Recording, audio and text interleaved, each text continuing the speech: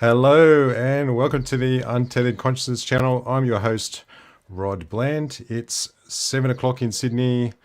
It's 10 a.m. in the UK, where a special guest, Nicky Alan, is from. I'm going to introduce her into the stream in just a second. And in the USA, if you are that keen, it's 5 a.m. in the morning on, what is today? Today's Wednesday. Anyway, thank you very much for joining us. For those who have dropped in, if you are just coming in, do let us know where you're from. And without any further ado, we're going to bring in our very special guest. Hello. Hello, I'm loving the applause. Thank you. Thank you. Yes, I'm here now. I'm here. Thank you. I can't believe it actually. I can't believe it actually worked. It did. Well done, you. Well done, you. I'm loving it. I've been wondering the applause could have been a bit longer, darling. Come on now. I know. It was. Hang on. Here we go. Oh, thank you. Thank you, everybody. Thank you, the girls in the house. Thank you. All right. Well, thanks very much for joining us today, Nicky. I appreciate it. I've been looking forward to this for quite a long time. It's probably a couple of months ago, I think, that you were on the channel. I know, it's too long ago, wasn't it? Thank you for having me back, darling. And to have such a handsome host. I'm just totally humbled and grateful.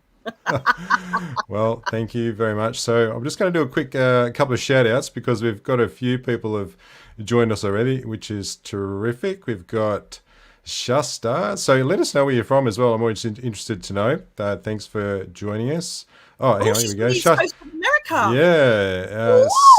Samantha, Sam for short. It's amazing, actually, the number of people who must be getting up pretty darn early to join in. Oh, bless. Hey, Sam. Hey, Shasta. We've got Kid Canoe. That's a cool, I like that name, from the UK. Thanks for joining us. Hello, darling. One of your compatriots. Another person from the States, Michelle. It's 5 a.m. there in Minnesota, I bet. Good for you. Samantha in Australia. Which part are you from? Are you in Sydney as well, Samantha? We've got D France. Now, I wonder if D France is from France. Hello, welcome. Thanks for joining us. Bonjour. Gail is from Sydney, and we've got Kathleen from the UK. So let's a little bit of housekeeping. Just need to let everyone know how the format for this evening will work. So do let us know. It's drop in, say hi, let us know where you're from. We'll do some shout outs as we go along.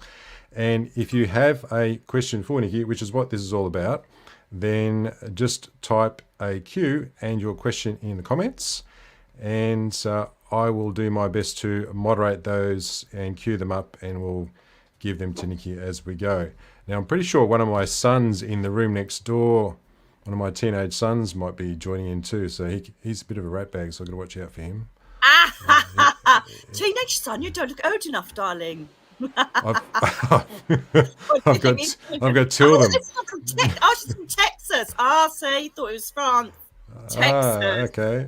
Texas. Excellent. That's what's going on there. Another early riser. Have you all here, darlings. For those, I don't know if any of you do know who I am, but just as a brief introduction. Yeah, do a quick intro. Go ahead. I am a born psychic medium. I come from many generations of mediums before me. My granddad was like Gandalf. You shall not pass. Sorry, that's just a bit of Lord of the Rings going on there. And he was an amazing seventh son of a seventh son medium. We come from many different seventh sons. All my family is psychics, mediums, healers. And I grew up basically doing it. Just doing it. But my biggest obsession was being a police officer. So I was a police detective for a long time. Also, with my psychic awareness being kind of jagging in there. So I became pretty much a psychic detective, which I share a lot of my stories on YouTube. And then I got medically retired after pulling a dead body up and basically breaking all of the ribs away from my spinal joint. And is that how you did that? Yeah. I never knew that's how it happened. Yeah. Oh, no, hang on a minute. That's the first one, darling. Oh, yeah. You can tell I'm an old soul of all the stuff that happens. And then my house was haunted. This is a spoiler for my second book, The Rise and Fall of Britain's Best Psychic Medium. And then what happened was I became a full-time medium, and I became the highest and most highly acclaimed medium, unbelievably, in a very short space, doing lots of television, touring countries and theatre tours, workshops, seminars, magazine work, radio work. It was just huge and massive. And then in 2012, I had a road accident. Yes, I did. And I got taken out with a brain trauma injury, 5 years in bed, ending up with ME, which is chronic fatigue syndrome, and fibromyalgia. And that was a prognosis that I'll be in bed for the rest of my life. And this is now the spoiler for my first book, Me, Myself and I. And I literally went through the darkest time of my life. I don't want to give too much away, but angels, spirit people, my house was just rife again. They're like, oh God, we got to go back down and sort this girl out. So they came back down again and dragged me back kicking and screaming because I'd lost all my faith, absolutely lost all my faith in everything that was out of this world, if you like, everything celestial, spiritual, paranormal. I was like, I don't care, I hate you. You've left me in this horrible situation where I'm homeless. You know, I've lost my career. I lost everything. But do you know, the most lovely thing is that during that time, all of the people that had followed me in the past stuck with me and supported me. And I did switch off from social media. But when I actually, you know, after all the miracles that took place, switched back on, they were still there. And that was really humbling. That was really nice for me. You saw who your friends were and who your supporters were. It was incredible. And then now I've had to change and adapt because of this disability, if you want to call it that. So now I'm more an author. I do social media. I've just launched my first podcast show. I know. I started to listen. My host, did you? Did you really? Soul Space. So I'm really excited about that because I always feel when I'm doing YouTube videos, I think, oh, shut up, Nick. You know, you should really only be doing like 10 minutes or 15 minutes. And I feel that I'm boring people. And then when my friend Oliver approached me from psychic.co.uk, he also does my QR tarot cards. They back all of that and my 10-hour tarot calls. And he said, do you want to do a podcast? Because I wouldn't know how to do it. I don't know how to do all this, what you're doing, darling. And so I went, oh, my God, okay, I can talk forever then. I can do 40 minutes of talking and obviously having guests on as well.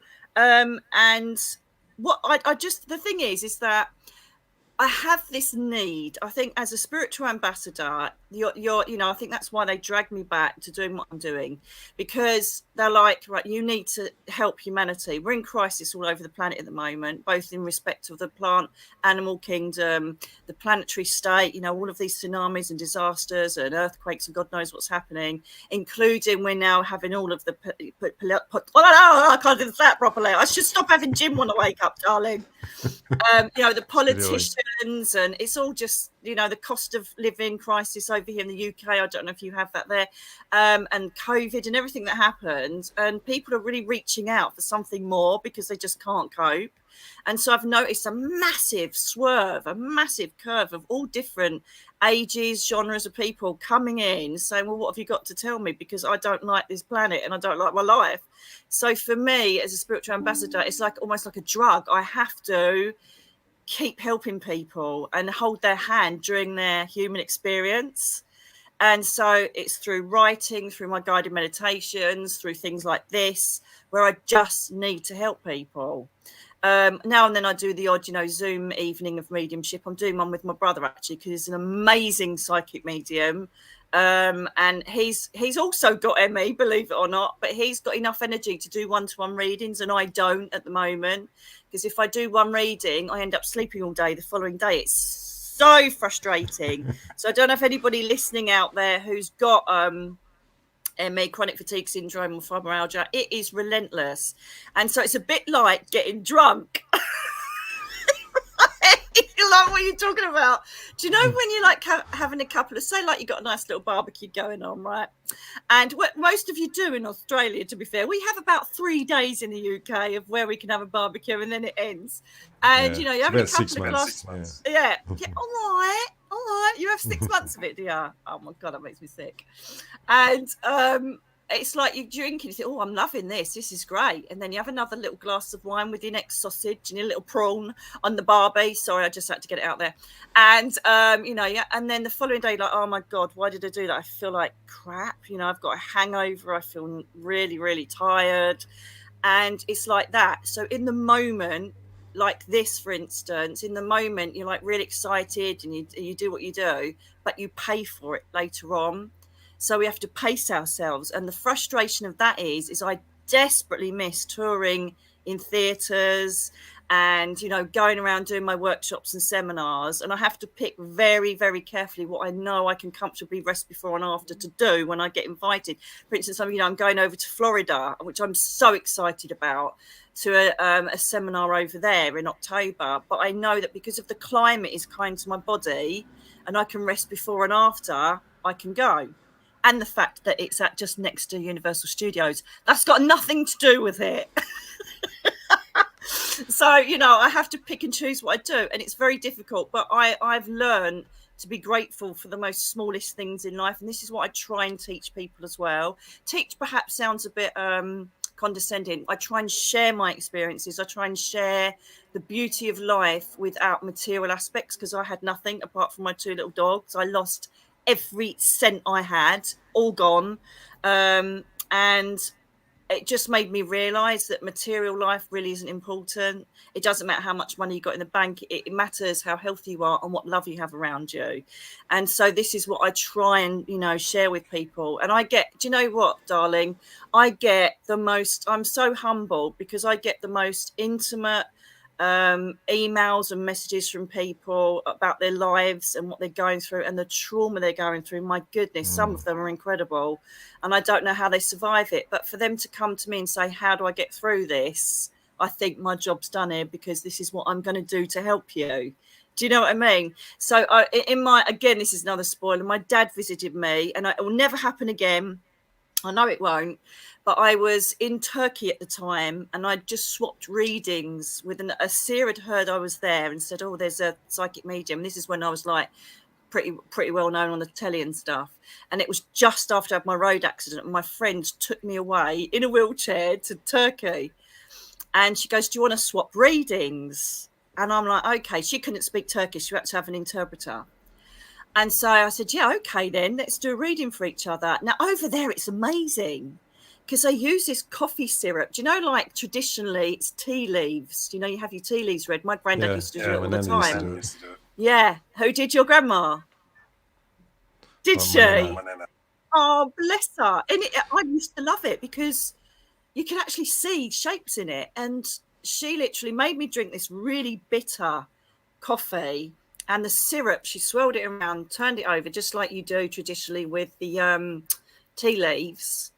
And she straight away, she goes, oh, you've got 2 little blonde dogs. They're going to save your life. And when I looked, she goes, look, there they are. And there was these 2 little intricate dog shapes. I couldn't believe it. And they did save my life, because if it wasn't for them, I can honestly say I most probably would have took myself back home. My 2 dogs, Mia and Teddy, Mia, God bless her, has just passed over to Rainbow Bridge recently. They kept me going, and her reading was spot on. When it was my turn, she had all her family there because they were all interested. And when it was my turn, she thought I was going to do like a psychic, you're going to meet a tall, dark, handsome stranger job. Do you know what I mean? But her son and her husband came through, and they showed me the full process of a Muslim funeral, which I didn't have a clue about. And I was telling them about, and they were going, oh my God. And they were all wailing. I'm like, oh my God. They didn't realize that I was going to bring, their family through. And they were crying, and then they were running out, dragging more family people in. It was such a drama. Anyway, it was absolutely beautiful at the end of it, and it was a really good experience. So I needed to take a breather. So I said to my friend, because she owns a place out there, I said, look, I need the keys. I need to go back up and just take a breather. And so I went in, and it was 45 degrees, outside. It was sweltering, blistering hot in August or July. Anyway, I went in, and all of the balcony doors were open, so the heat was still coming in right into the apartment. And I sat down, and it was just like, have you seen The Sixth Sense? Whereas Yep. a kid, Times. dead people, oh my God. A couple of times, I've seen it about 6 million, right? All that kind of stuff I love. And Ghost. Oh! And I suddenly went, oh, and I thought, what the hell? And there was mist coming out of my mouth. I'm like, what? And I thought, if I breathed in a bit of dust or something, and then suddenly this like energy started to form in the corner of the room, and it was like this swirling clouds. And I thought, what's going on? It felt like a vortex energy, and then it started coming towards me, and then this face kind of manifested, and it was my dad's face who passed over when I was 9 in a road accident. It's always been there for me, always been there. And he turned his face towards me, went, "Hello, darling," and I was like. And I literally went back to a 9-year-old kid. I was like, Daddy, I couldn't believe it. And then his whole energy manifested into a stage 5 manifestation. There are 5 stages of manifestation from orb to full solid figure. And he was a solid figure. And I remember him sitting just next to me on this armchair. He goes, "How are you?" And I'm like, it was in real time. Now, ordinarily, when mediums work with spirit people, it's either very quick glances of like a transparent energy, or it's all third eye. So it's kind of like when you think of an object, say if you think of a cup in your mind, that is pretty much what we see, but it's very, very vivid. But it wasn't that. He was literally sitting in front, well, to my side in the armchair. I couldn't believe it. And I'm so scared that if I went over and touched him, I'd pop him. Do you know what I mean? I just sat there frozen, like, oh my God. And now with hindsight, I do know that he came to, it was a crisis thing, and he was given permission by Archangel Gabriel, who allows visitation to human beings. And that's why the mist was like all gold and white. And because that's what colour Gabriel works on. And he said, "Listen, Nicky," he said, "Darling," he goes, "you're going to go through it." Nicola, he calls me. He gets away with it. My granddad gets away with it. My guide Julianus gets away with it. My doctor gets away with it. Anybody else calls me Nicola, they're in big trouble. And he said, "You're going to go through the worst time of your life." I went, "Great, that's great." And he said, "You are going to be tried and tested so hard." And he goes, "I'm so sorry." And his face looked like he was almost going to cry. He goes, "But this has to happen. This has to happen. You have to go back onto your path." And he said, "But when you come out the other side," and then he showed me this hill, like this weird triangular hill with a sun behind it. And I'm like, I don't even know what that means.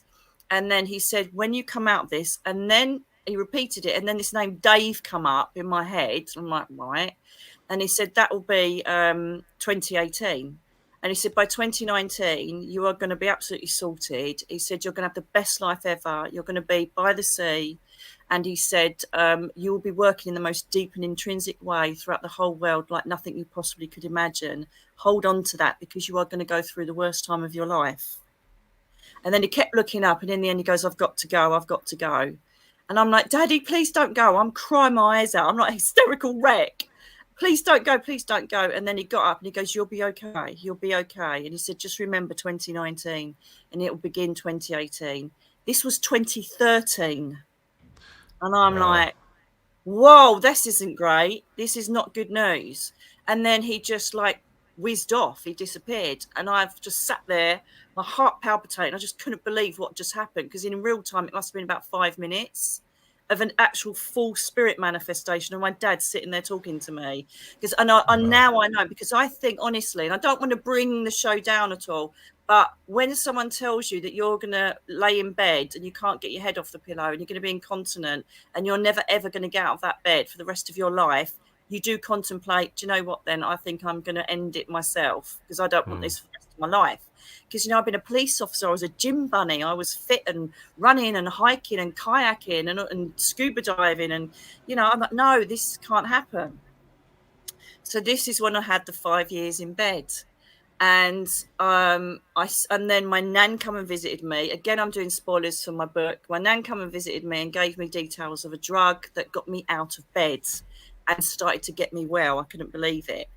a drug called low-dose naltrexone, which they don't prescribe a lot over here because it's typically English. We don't make profit. It hasn't gone through the pharmaceutical companies, therefore you can't have it. So I get it private prescription. If anybody wants to know, please email me or go to my website and find my contact details, and I can let you know about it if you suffer with chronic pain, Hashimoto's, cancer, Parkinson's, whatever.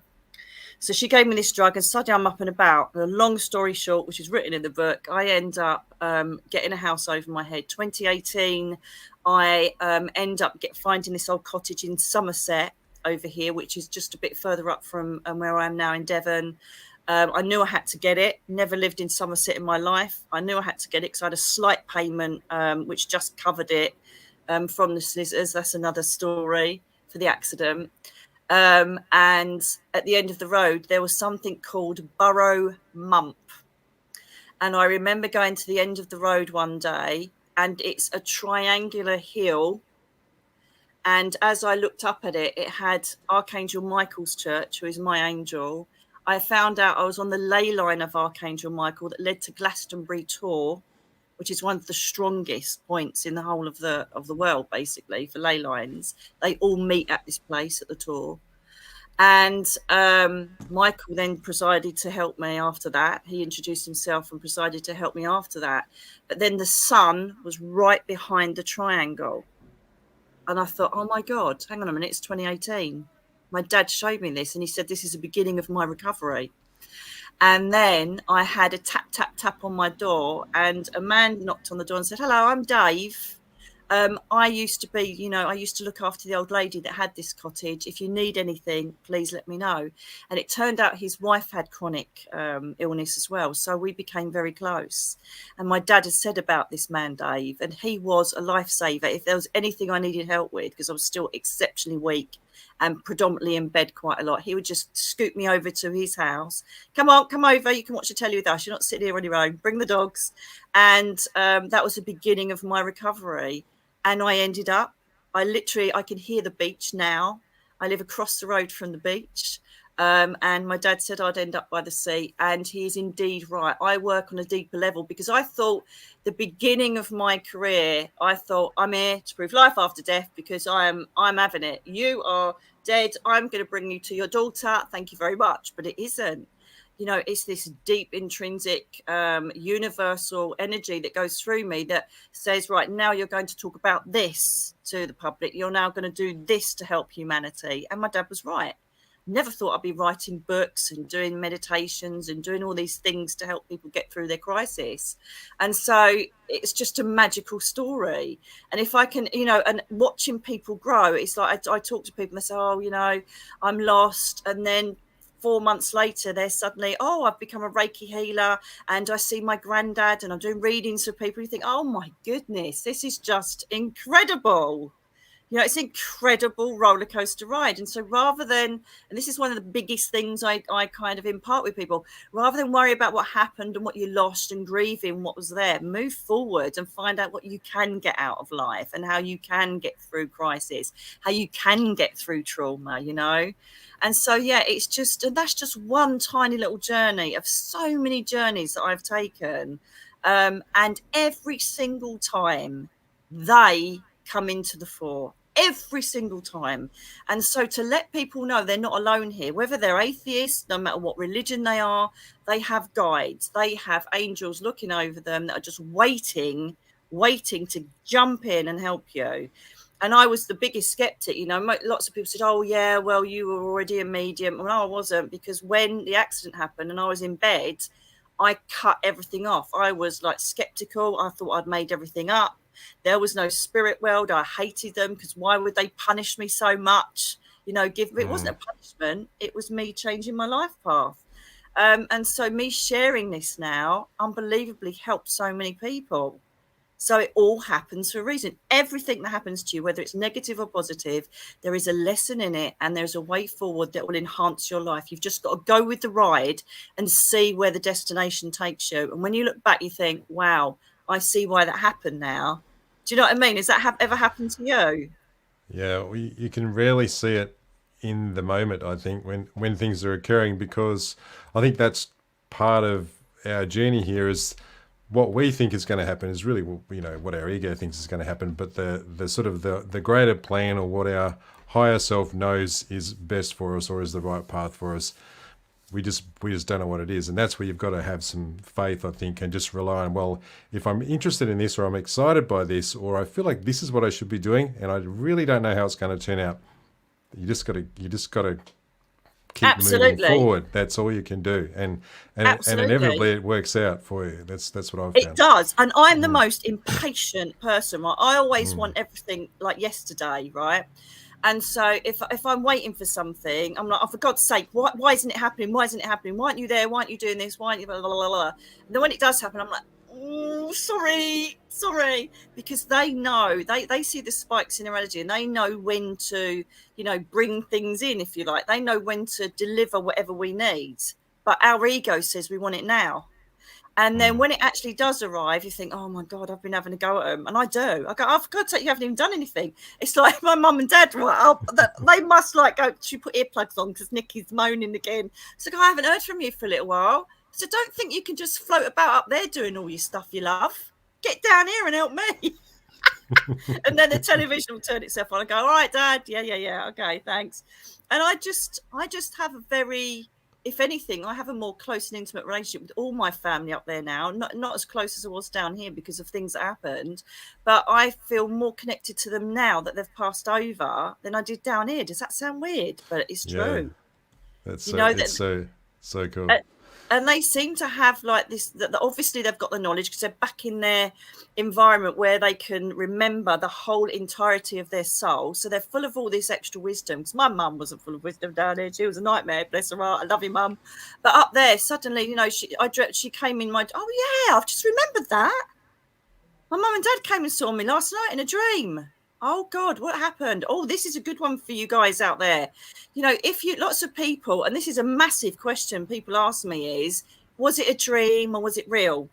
And it's very valid, because the biggest thing you have to get through with psychic development, spiritual development, whatever you're wanting to do, whether it's heal, do readings, or just for your own spiritual enlightenment, did I think that? Did I make it up? And I still do it now. Or was that real spirit contact? Ordinarily, spirit people or guides, whoever come through, will back up what they've already shown you. They do it to me all the time. So let's say, for instance, this is just, let's go back to Archangel Michael. I remember the first time I went to the White Spring at Glastonbury Tour. There's two springs, white and red spring. One is full and iron rich, and the other is calcium rich, which is the white spring.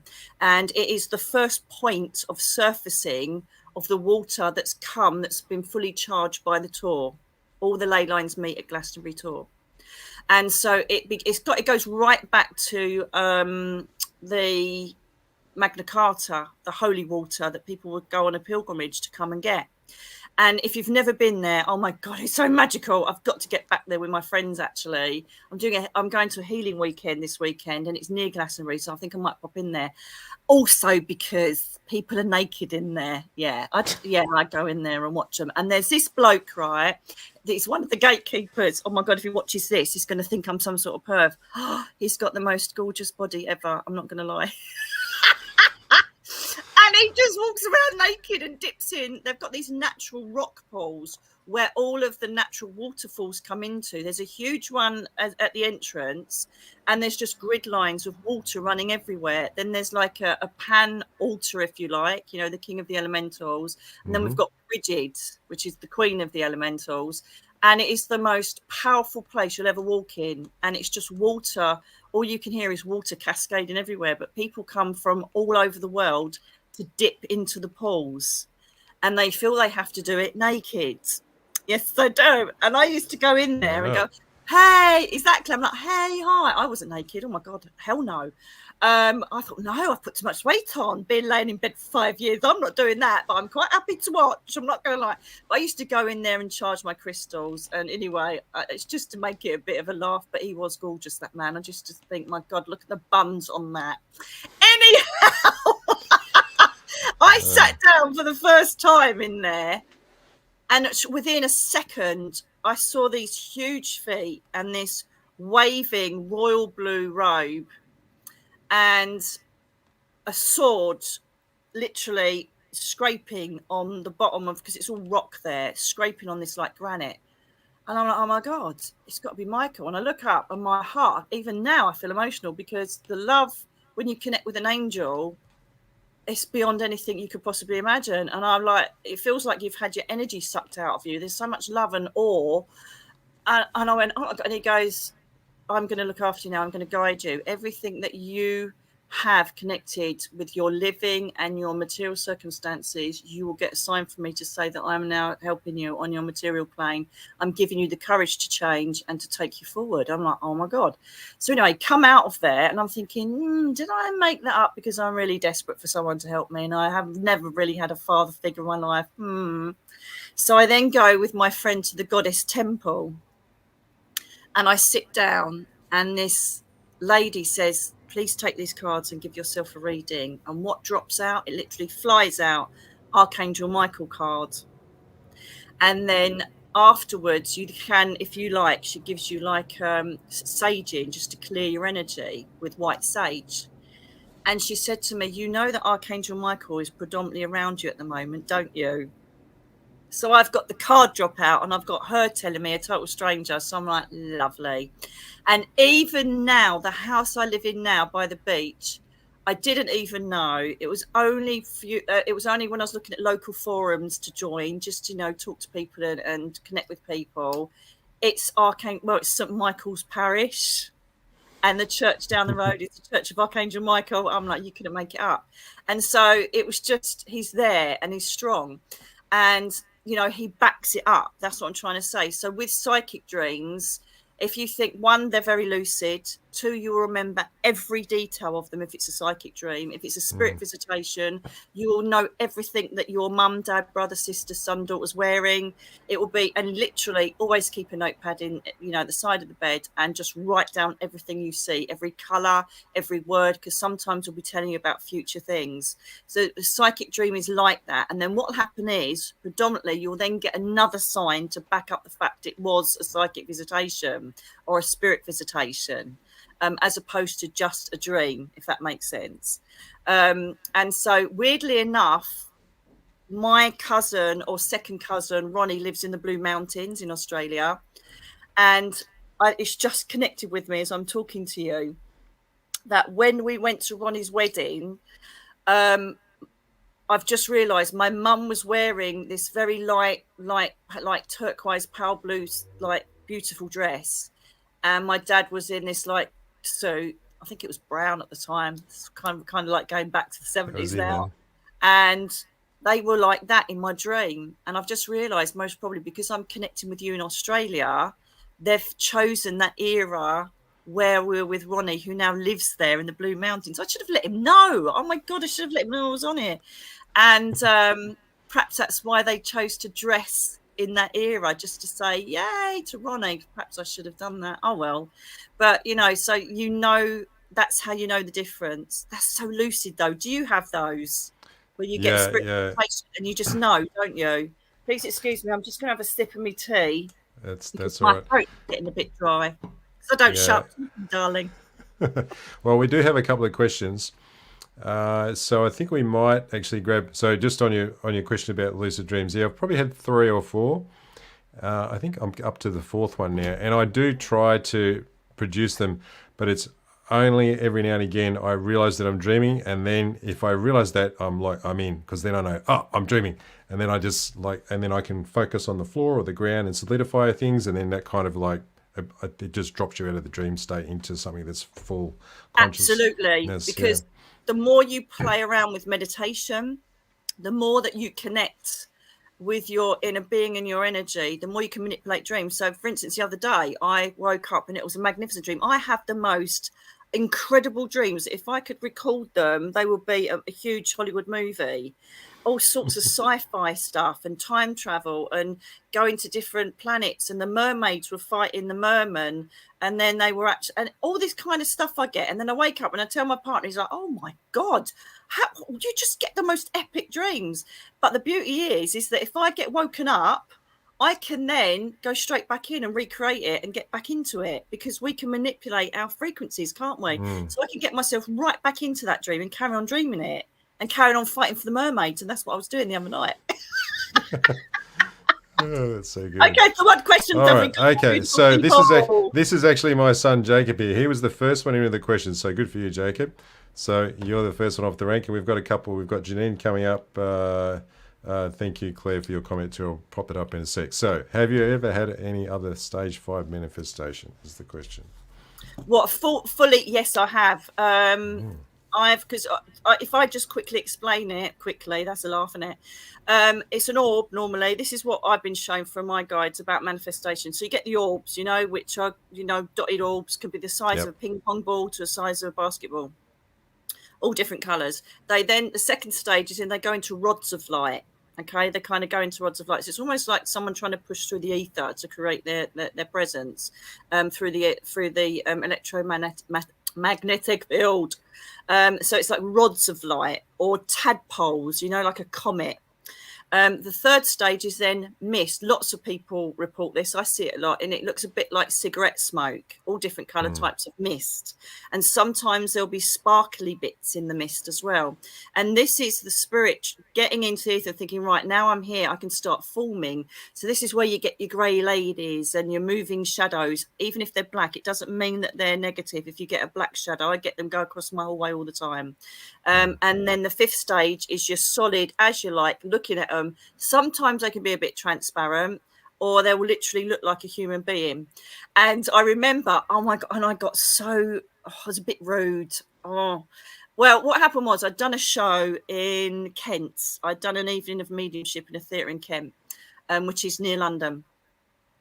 And what happened was I used to run a raffle, and then it was all like for charity, so I'd choose my charities of what I would do, what I would do for the year.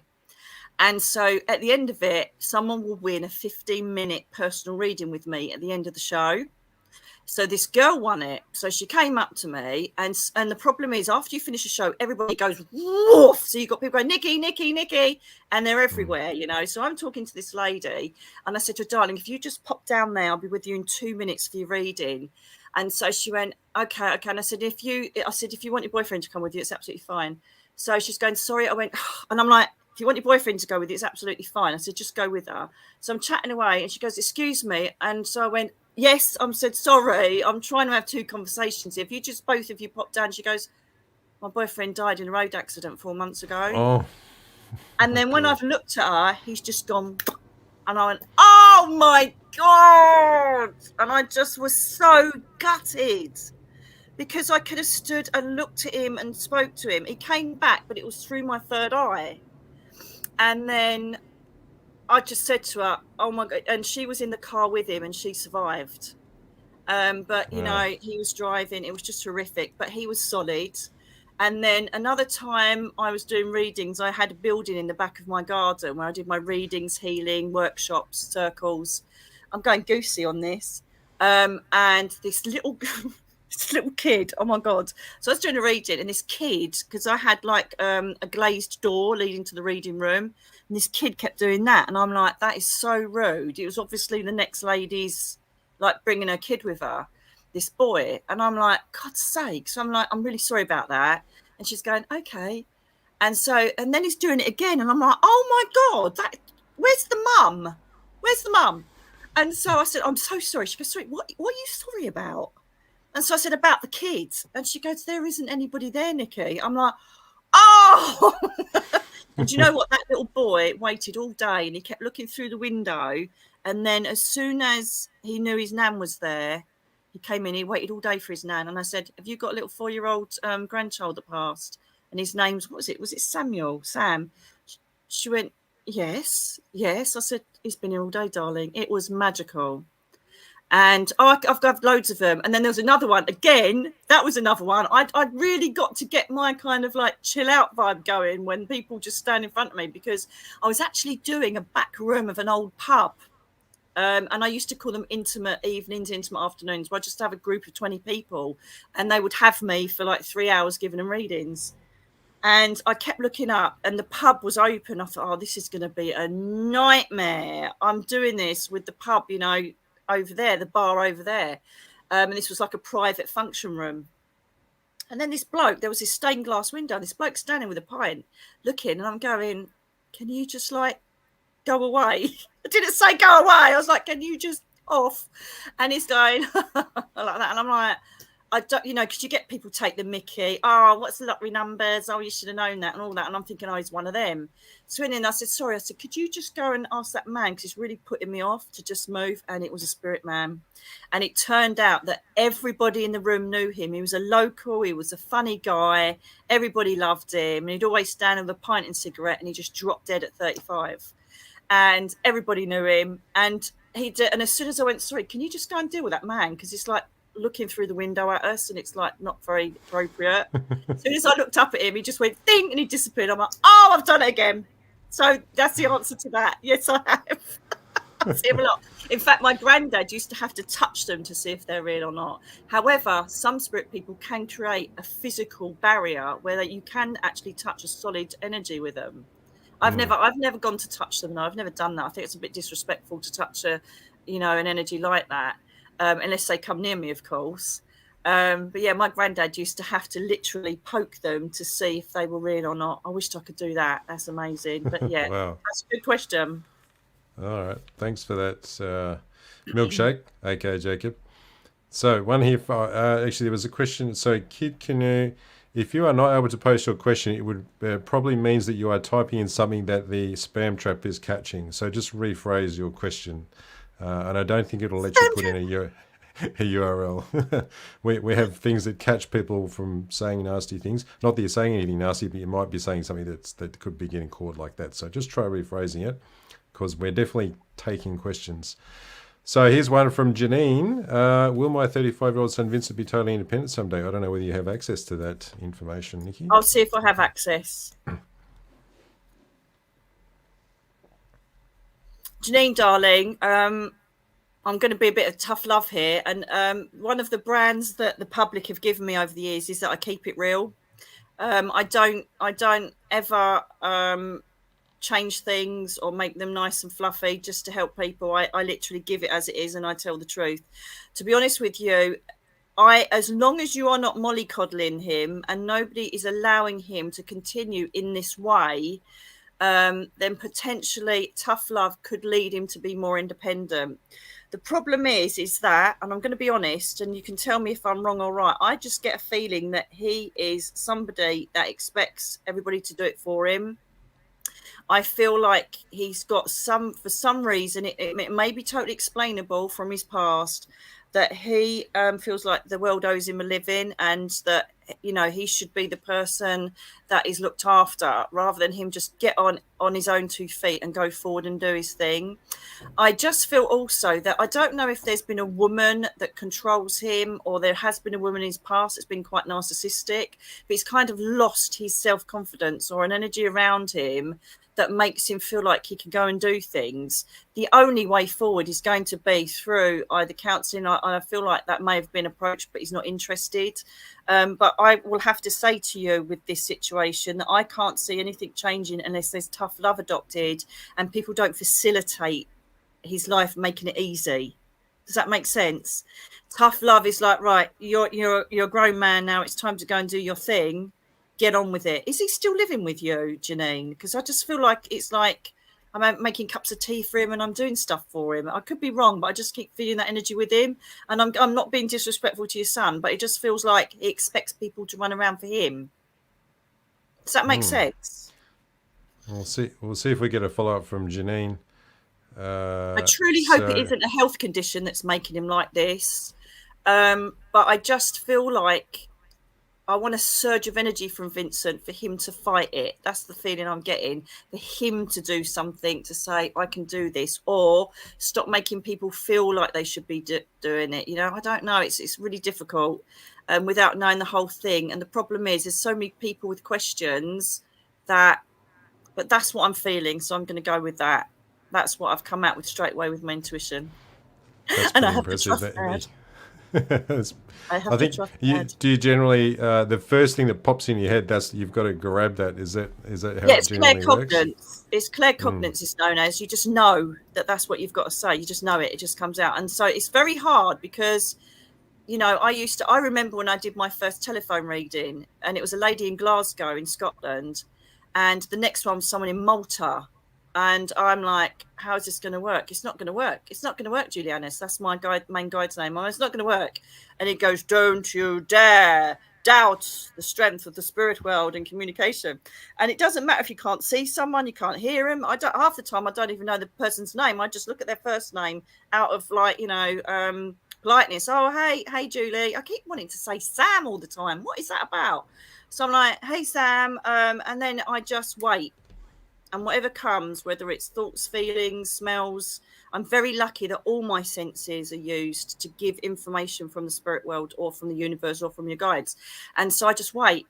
And I'm like this sponge of psychicness. Come and bring it to me and tell me. And so that part of that was cognizance. I just knew that that's what I had to say. And I've learned to trust that process. And when I sat there, and I remember, I'll never forget, I said to her, your dad's here. Your dad passed over and you looked after him and he had dementia. She went, oh my God. I went, oh my God, how do I know that? And they went, have you got a yellow top on?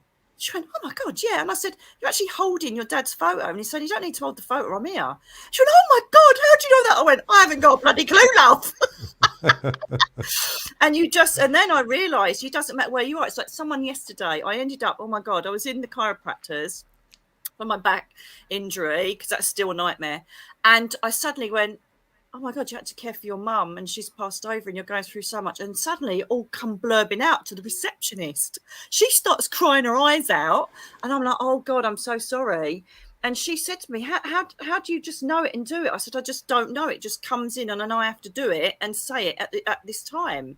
And oh my God, I forgot my thread then because I'm still thinking about Vincent. But what's the whole point of me saying that?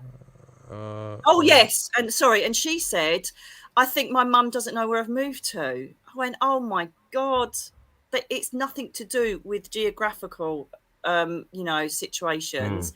They connect with love, and where you could go to Timbuktu and they will be there with you. So it doesn't matter if you move or if you go further on.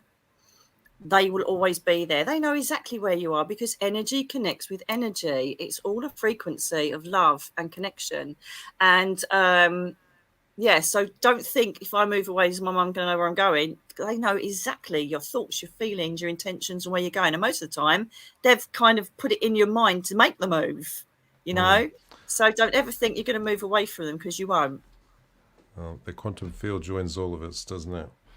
There was a quick when you were saying Sam, I saw Samantha's comment there. You're joking me.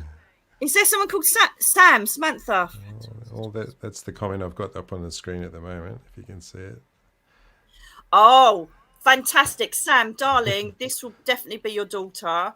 And you're telling her to go back to bed. So what was the date or the time relevant that she would come to you? So were you going through anything? Was it her anniversary? Were there any birthdays? Was there anything significant that she would have come for that 2 to 3 week phase? It could even be that you were more open. Okay, you could have been more open to energy. And she's like, oh my God, thank God I'm in. Because what you've all got to remember is people aren't, and that is the biggest thing. I never hear from my mum. I never hear from my daughter.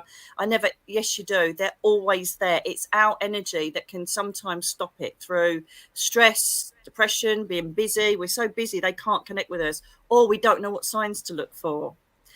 So if you had the presence of your daughter coming to you and you tell her to go to bed, that is just magical. So have a look into that. See why she was there. Is she's holding your hand through something?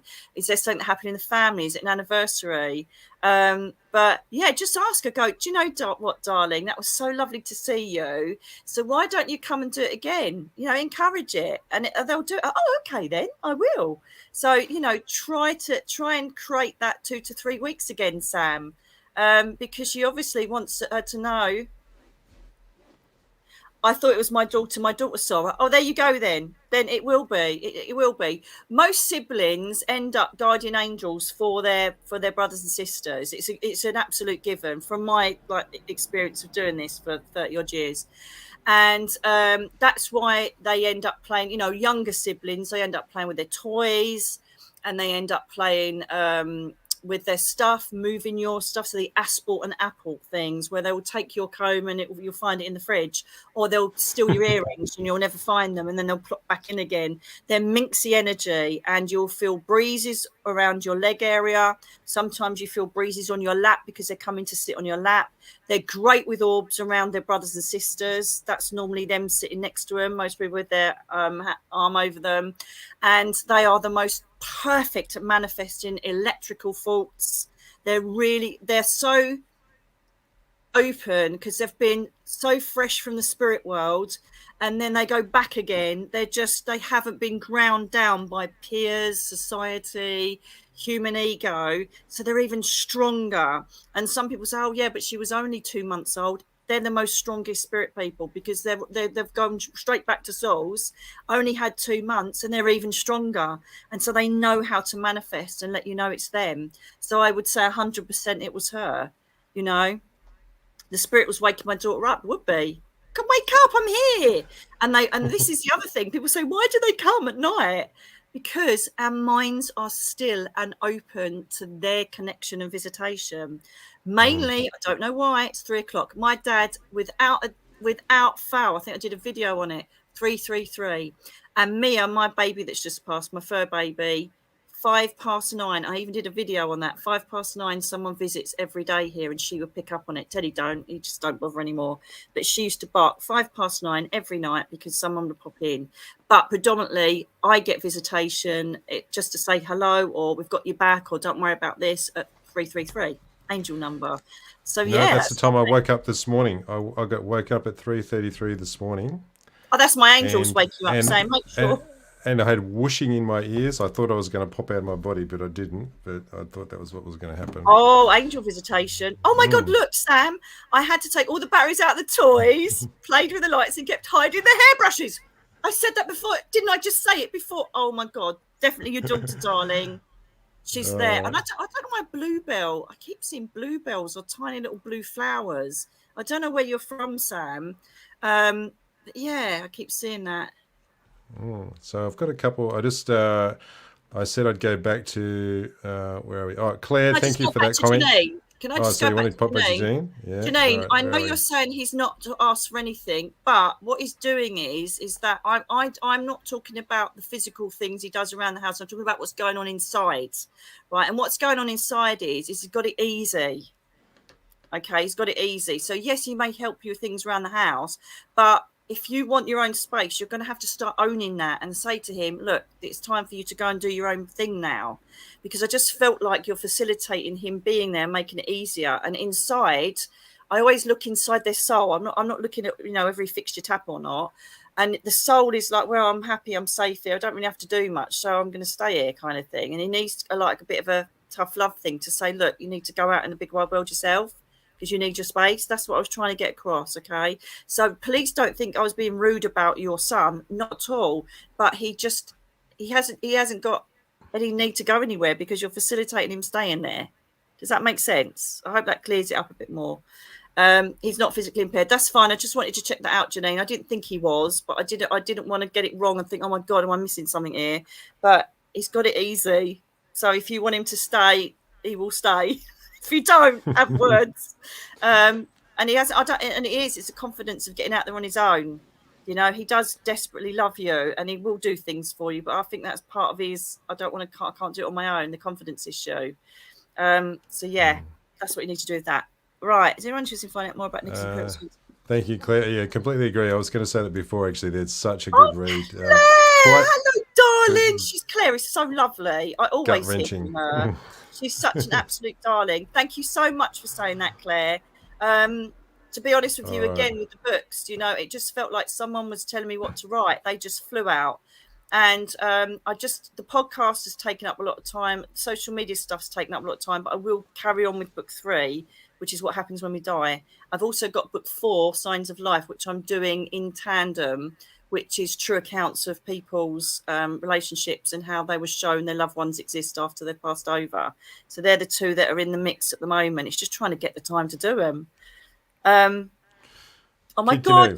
Any messages from my 3 dogs that passed? Oh my God, don't get me. I think the best thing to do, Kid Canoe. I love that name, Kid Canoe. That's so cool. Kid Canoe, darling. Bounding dogs, lots of energy.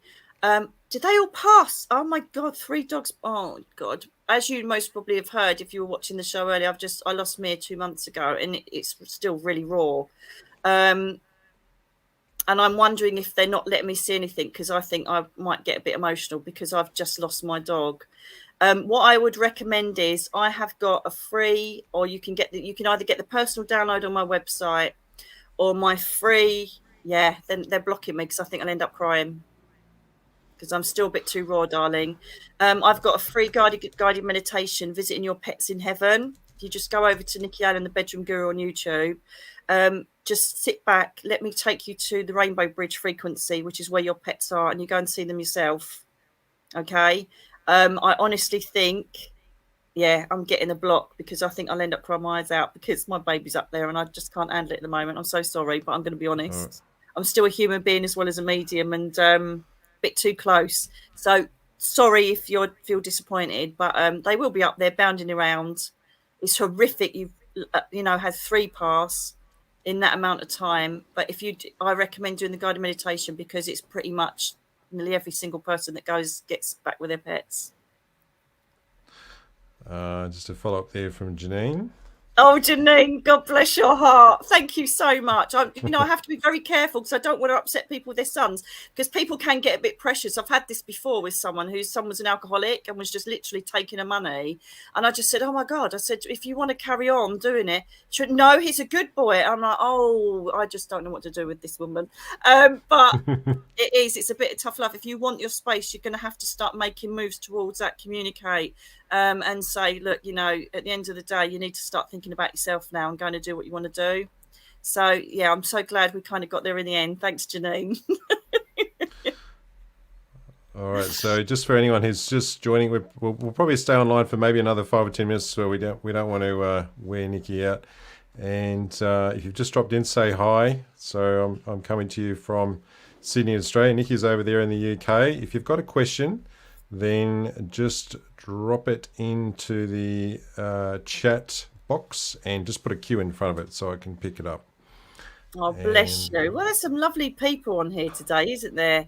I have to admit, I completely forgot to put this on my Facebook page to say that I was coming here. I'm so desperately sorry. We'll have to do it again, and I'll throw it everywhere. I've just been so busy with things. My mind, obviously... I asked the angels, and I actually did a video of this because I thought I'm gonna try this. So I actually said I need to manifest an office for myself. I need my space because I have to keep setting up all the lighting and everything else when I'm doing all these podcast interviews and stuff. And I just want my own space because I really only had this tiny little house just for me, because I thought, I'm going to be on my own. I just want it all one level because I was in a wheelchair at the time. And now it's like, whoa, I need an office. And so I put it out on a video and I said, I'm actually going to manifest this office. I've got no money at all to do it, but I'm going to ask the angels, can you please provide an office for me? And it's happened. And it's only because I got the confidence I put my book out and I thought, well, if I can make £100 or £200 a month, then I can cover a loan for this. So I'm going to do it. And so currently, how quiet it is, I don't, builders are normally loud as anything. I can't hear a thing. But the office is being built as we speak. Yes. Awesome. So I'll have my own space soon. And so, when and there's a guided meditation, I think it's on YouTube still, where I show you how to cosmic order, create your reality, create your future, send out the vibes to say, this is what I would like. And Julianus put this in such a fantastic analogy. He said, say if you have a driver of those vehicles, he called it a moving box. I meant a vehicle. So I'll say it in my terms. So he says, just say if you get in the back of a taxi and the taxi driver is the universe, or the angel realms, and he turns around and says, where do you want to go? And you stay silent. He's not going to be able to take you anywhere, is he? He's not going to be able to move because you haven't told him where you want to be or where you want to go. So he says you have to voice your intention. You have to voice what you want out of life. If it's for the greater good of your movement, you know, silly things like I want to win the lottery is just stupid. But I would really like this now because thank you very much. And and then you just create yourself in it. So I literally for the last 5-6 months have been watching myself doing videos and interviews in my office at my desk with all my bits around me and say, hey, this is my office. And that's what I kept creating, the reality of me being there doing that. And it's happened. And they taught me cosmic ordering way back during my 5 years, where I just even created a house in the Caribbean, and then which was ludicrous. How was I going to get to the Caribbean for a start? Couldn't even afford to feed myself. And 2 years' time, I walked into the house that I'd created, and it was my friend's house by a lagoon in the Caribbean in Grenada. And I said, I know this house. And I told her the whole plan of it because I'd seen it 2 years before because I'd drawn it out. So it is an amazing thing. We just don't dabble into things too much, and we need to think out the box. We need to think past material awareness and create this synergy with the universe that says, I deserve this. Thank you very much. Not, is it okay, please? Thank you for bringing this to me. I look forward to when it gets delivered, affirming what you want out of your life. So, for instance, for Janine, it will be, thank you for my son going to find a flat. Now I've got no space. Manifest your reality. Manifest your reality. From what I've heard, the milkshake stand, from what I've heard from, I'm amazed what spirits can do. Oh my God, they can do anything. The most amazing one, actually, I think that's in my book as well. God, I'm going to have to come up with new material. I think I go back and see that the reason why I can recall so many stories is some stick in my mind, but I write everything down in my journals. And that's why I started creating journals on Amazon.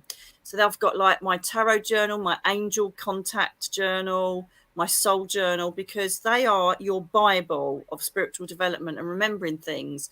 So sometimes when I need things, I think, God, I need another, for instance, for my book or for whatever. I've got all my journals that I've written from when I was 20, my soul journals of my experiences, meditations, and what spirit people have done. And one of them, mind blowing, and this will go back to, was it Samantha? Yeah, Sam, with your daughter, right? This lady was phoning me up hysterical, and she thought her ex-husband, who wasn't too lovely, was breaking in and doing something to her head because she'd lost a baby. And after she'd lost a baby, she kind of lost her well-being, and it kind of broke marriage up, and he got really nasty, blah, blah, blah. And she goes, he keeps bringing nappies and put them on my landing. So I said, well, you need to phone the police. She goes, yeah, but there's no forced entry. And I said, well, get a camera up and catch him doing it. Right. So she puts the camera up, and then the camera goes, and then suddenly there's a nappy on the landing, a diaper. People in America, a diaper. And I'm like, whoa, I'm coming straight over. That looks like a goodie. And it turns out that I'd sit in there, and she's got a child. She's with someone else, but she thought the ex was still doing his thing. And I'm standing, looking at the landing, looking. She goes, I'm not going to touch the nappy, clean diaper. And I'm like, the hell? And then in the corner of my eye, and always do this, if you get any kind of movement, don't look at it. Because if you look directly at any phenomena, the analytical side of your brain will say you're not looking at anything, and it will just dissipate it. So try and use your peripheral vision more. So in the corner of my eye, I'm seeing this little toddler poking his head around the bathroom door to my left, and I'm like, you little minxer. So I've gone, hello, you, and he disappeared. And so she goes, what's going on? I said, look, can you just go and have a cup of tea and just kind of let me clear the energy here and let me do my thing? And then later on, he's put his head back round again. Hello, you little minx, Matthew.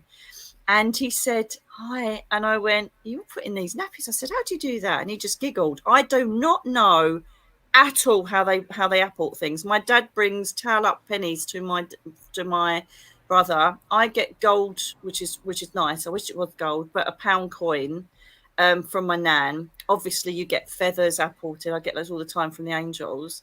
And it turned out, I went downstairs and I said, you've lost a child that was in late pregnancy. Because when children manifest around 2 to 3 years old, I have to decide, or not decide, I have to decipher if they have passed at 2 or 3, or if they've passed as a baby, because just seeing a baby doesn't help me.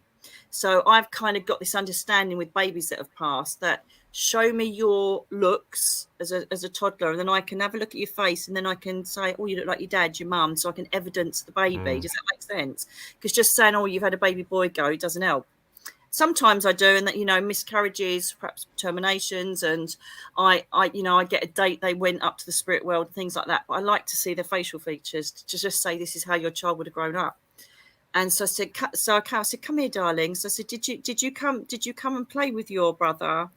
And so he said no. So I knew straight away he'd passed in pregnancy. And then I got the trimester. It was a 3rd trimester. Oh my God, she was nearly due, and he had, I think it was a heart defect. So I was chatting away to him, he was giggling, and there was footsteps, boom, boom, boom, boom, boom. And then something went off in the bedroom, like Sam was saying, do, do, do, and this soldier thing, robot was walking across the floor, and I thought, perfect.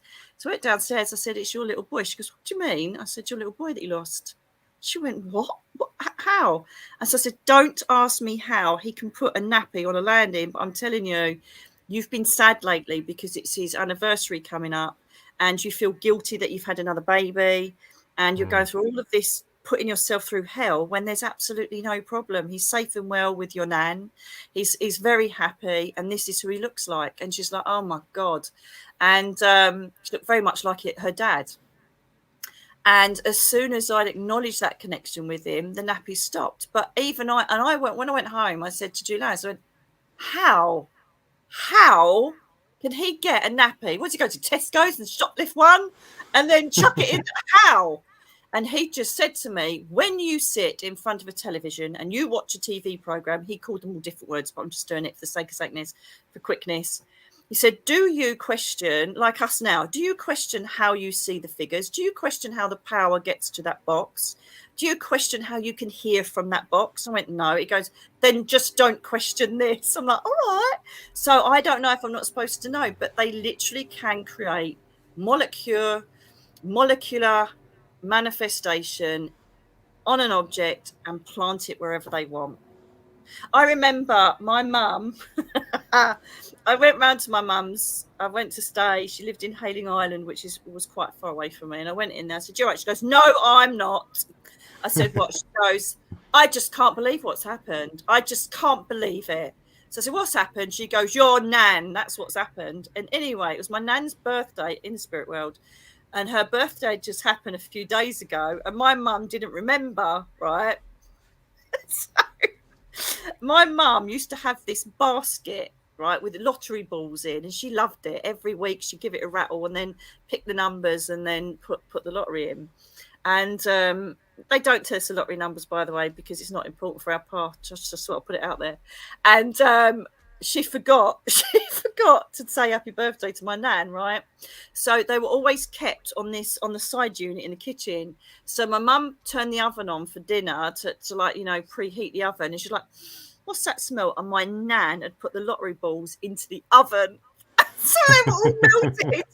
And so she went, what the hell? And my nan said, well, you didn't remember my birthday, so you can't have your lottery balls this week. But I've heard a load of things, you know, like, you know, as you know, with Sam saying, lady had her earrings and she found them in the butter in the fridge. You know, so, you know, you can't say, oh, did I leave it there? Because why would you be putting your earrings in some butter? But it's they literally will, all notable things like TV remotes and things that are personal to you. But it seems that things more personal to you that you touch or use regularly, that babies and kids seem to go for things that mummy uses. So it's like brushes, makeup brushes, rings, jewelry, that kind of thing. And they either keep them, as I say, and then bring them back, or they'll just move them in the most obscure place where you know you haven't left them. And it's very common phenomena. And unfortunately, so many people try and work out and try and poo-poo it. Say, oh, no, I must have put it there. And so they work harder. Poor spirit people, they work harder and harder to say, no, I did that. So they try and pick an even more obscure place. And it's like, I remember my nan when my mum had breast cancer, and I used to always wear my nan's ring, wedding ring, and she I used to take it off and put it on my sideboard. I woke up and thought, oh my God, where has it gone? So I've looked on the floor. Perhaps I knocked it off, during my sleep. Nothing.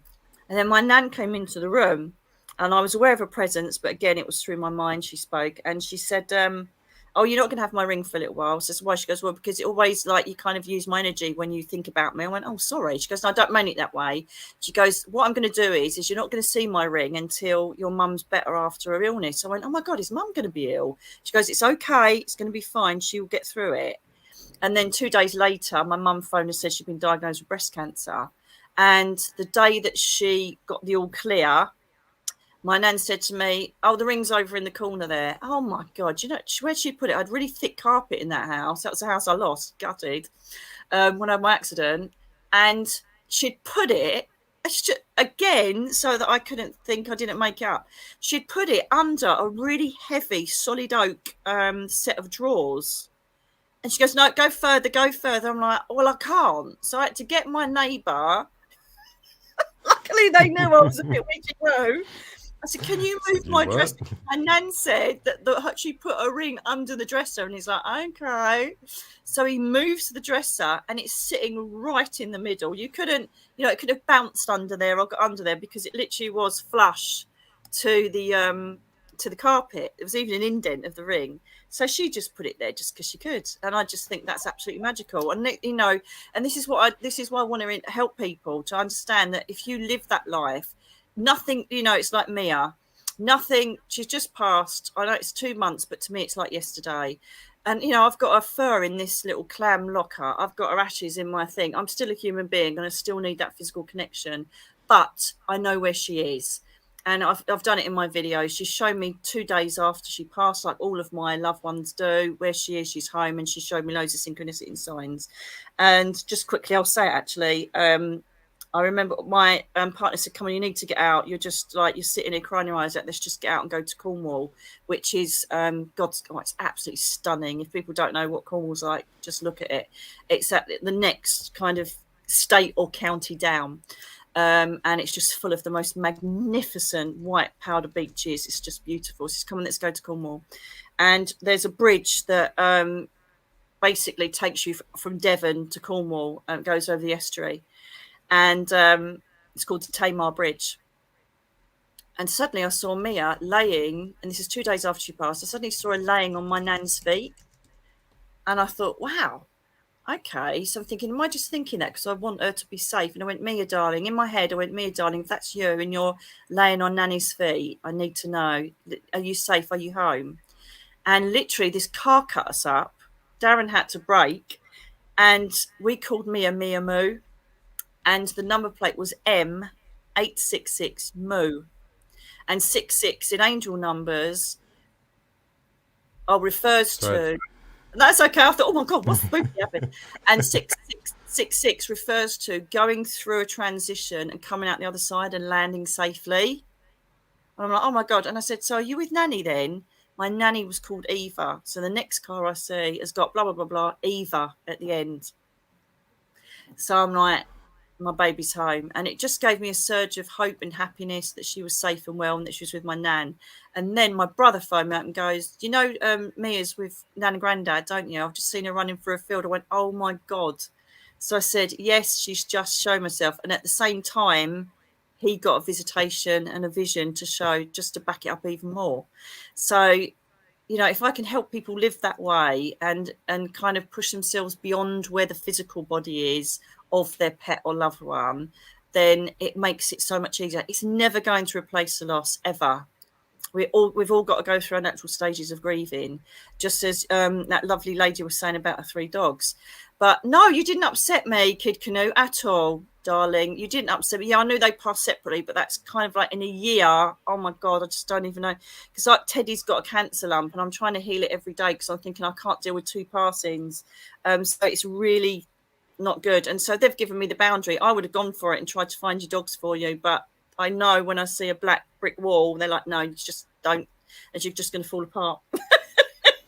And so, what you need to view when you lose someone or a pet, You need to, rather than worry about where they are, what they went through, they didn't feel it, they were with you, they, you know, you did the best you could. Then you just start visualizing where they are now. It's almost like, I just did this analogy, I think it was on my podcast. The analogy is that, just imagine if one of your friends or family have gone on holiday and you think, I wonder where they are now. I wonder if they've landed. Oh, I bet they're having a lovely time. I wonder if it's sunny. That's exactly how you deal with someone that's just passed over. I wonder if they're in heaven yet. I wonder who they're with. I wonder if they're okay. You know, I wonder if they can walk again. I wonder if they've got the leg back. And, you know, and you just try and project your energy more of where they are rather than where they actually are. Do you know what I mean? Because I started doing it with my mum. Like, oh my God, she's in the morgue. I can't handle this. She's there and she had such a bad life. And I started going down that rabbit hole. And then I pulled myself back like, whoa, hang on. And then I pushed myself back up to where she was and what she was doing. And she was with her favourite aunt from Cornwall having a glass of wine. Go figure, because she loved her alcohol. And that's how I get through physical passing. And as I say, you know, in a couple of months, I will be most probably absolutely fine. But at the moment, it's like yesterday, we went to a rock pool that Mia used to love dipping her tummy in. And now that she's not here, Teddy, he loves going back to the beach because she was scared of the beach for some reason. It just happened overnight. And so I sat there and suddenly the reality of Teddy dipping himself in the rock pool just brought it all back. So I was a crying mess on the beach. I cried all the way back to the car. And you know, it's still really raw. But then I switch and think, darling, where are you? And then I just get a little sign. So one of her signs, I said to her, right, that she used to be, I rescued her, and she used to be called Mooney, rubbish name. So I called her Mia. And the whole of the moon came on just after my brother had phoned. That was the other synchronicity. So I said, right, Mia, when I hear whole of the moon, that song, you saw the whole of the moon. Don't know if you know it. That was really bad singing. And good, actually. Thank you very much. I love karaoke. And I said, right, make that your song, because I know you were called Mooney and it's rubbish. But I said, but just listening to the lyrics, you know, you just were a fireball. She was fearless and she was such a strong little dog. And she just was determined to do her last walk 2 days before she passed. And she was just amazing soul. And as I walked in after the rock pool, like literally looking like a wreck, crying my eyes out, I just said, Alexa, it's going to turn on now, just play 80s music. She didn't hear me. And that was the first song that came on. And I was just like, bless. And she was like, don't worry, Mummy, I'm okay. I'm sorry you're sad. And that's how I want people to see, you know, I want them to live that dual existence where they're going through the material stuff, but they know the spiritual's there and has got their back. That is always going to make it okay for them and try and do everything they can for them. And it's normally our free will and our human ego that makes our life a lot more difficult. And so all I would say to people is when you're in an ego state, and I don't mean, hey, ego, you know, it could be fear, doubt, worry, what if, I can't do that, you know, I don't want to do that, should I do that, what do they think, what do they say, and all this stuff that we get encased with down here.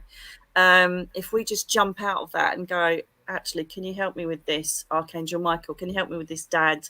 Can you help with this, Mum? Whoever's going to be the best to advise you up there. I just need some clarity. Can you just show me the way? And get out of that human ego frequency and get into the, can you help me? I can't be doing this because my head's just rolling now.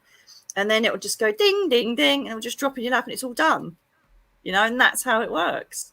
So living a duality is the way forward. That will make your life so much easier, because the more you do that, the more you meditate, the more you practice, do guided meditations, things like that, you end up raising your frequency and you end up getting a lot more closer connection to your guides, angels, spirit people, and they can steer you and they will basically heighten and magnify your intuition so that when something happens, your gut will go, oh, don't do that. And your ego's going, no, I really want to do it though. It's really fluffy and lovely. And your ego's going, no, it's your intuition is saying, oh, no, you shouldn't do that. How many times have people done that where their gut says, don't do this? They do it and then realize it was the biggest mistake they've done for a long time. So the intuition becomes louder. I call it the lion and the mouse. I did a video about it, the lion and the mouse. But it was Julianis who gave me that analogy, that the mouse is our spiritual consciousness, our intuition, our awareness, and the lion is the roaring of the ego. I can't believe this. I've just got to say this. I actually look over, I can't believe this. I actually look over fields and lakes. It's just, we've got fields and lakes in a valley that then lead to the beach. And at the moment, I'm watching the absolute replica of Mia running around in the field, a white and beige Shih Tzu running around. How incredible is that? I'm looking at her right now. She looks exactly like her. I wish I could turn that. I don't think you'll see it if I turn the camera. It's a bit too far, but I can see it. Wow. Oh my God, it just looks right. So like her. Oh my God, that's just thrown me straight off. I'm so sorry. She's running around in circles just like Mia would do. And then, oh my God, it really does look like her. You'll have to take a photo for us afterwards, and I'll my phone's in the other room. Yeah, I will. Oh my goodness. Oh my God, that's so weird. Just happened right in front of me. That was actually a good message to leave us with, what you had there, because I've got a hard stop coming up fairly soon. Okay, my lovely. Is there anything else you wanted to? Kid Canoe had another one there. I've just got to keep it to one question per person for the moment, but I'm sure we'll have Nicky back again. Is there anything you wanted to leave the audience with before we wrap it up? Can I just say, Kid Canoe, all your clarity is going to happen in 3 years' time. Again, it's claircognizance in respect to moving back to London. I know that you feel that you're kind of out of it, but I don't know if it's the right time at the moment. But there'll be more clarity between 18 months and 3 years. I just want to say to you, if you want to connect with me on YouTube, I've now started my podcast. I should get you as a guest, darling. I'm going to get you as a guest. Absolutely. I've just started my podcast show. Please come and connect with me on YouTube.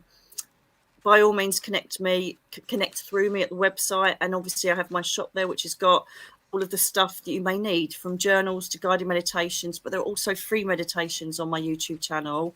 Come and be part of the tribe, because the magic of that community on my channel is just incredible. You'll get so much support from me and them. And I just want to say to you, please, even if you have to replay this, plan for punishment if you do, but just try and live that dual life. Try and push yourself further up, because the more you raise your vibration, the easier your human experience will be, I promise you. So just try and do that for me and yourself, and it really does work. And I just want to say thank you for everybody that's come along and asked questions, and please ask them on my YouTube channel as well after this. And then next time when we're on here, we'll do the live stream. We'll do it again very soon. So thank you, duality. And the other thing is, if you think good things, okay, you create good things, and by doing that, I keep saying this, it will come back on you 100-fold. Your intentions give out absolutely everything that you'll get back. Always be mindful of that. And with that, I will shut up, because I literally could go on forever. And I know that we all have lives, including you, Rod. It's been a treat, Nicky. Thank you so much for coming. No, thank you everyone for showing up today. Thank you for having me. Closing off from Down Under. I'll just end the broadcast now. Just stay there right there, Nicky. And bye, everybody. Some of you I might see next week.